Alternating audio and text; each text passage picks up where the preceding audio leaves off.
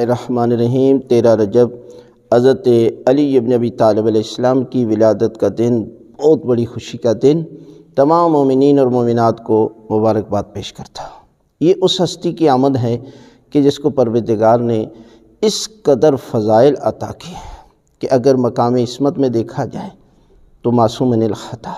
القرآن مع علی و علی مع القرآن۔ اگر مقام علم میں دیکھا جائے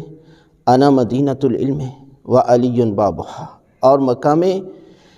صحاوت میں دیکھا جائے، خدا کی قسم سورہ دہر پوری کی پوری حضرت علی بن ابی طالب علیہ السلام کی سخاوت کا قصیدہ پڑھ رہے ہیں۔ اور مقام شجاع میں دیکھا جائے جس کی ایک ضرب ثقلین کی عبادتوں سے بڑھ جائے، مقام طہارت میں آیت تطہیر جس کا قصیدہ، اور مقام صداقت میں آیت مبالہ، اور عبادت میں اس قدر بلند مولا کہ خدا کی قسم ساری ساری رات عبادت کرنے والا۔ اس دن مولا کے ماننے والے ڈھول اور ناچ کر امام کا جشن منائیں، لہذا کچھ اعمال ہیں وہ اعمال کریں تاکہ امام آپ پر فخر کریں کہ یہ میرے شیعہ ہیں، میرے ماننے والے ہیں۔ وہ کیا ہے؟ اس دن کی فضیلت ہے تو وہ اعمال کی وجہ سے، لہذا کیا ہے کہ آپ اس دن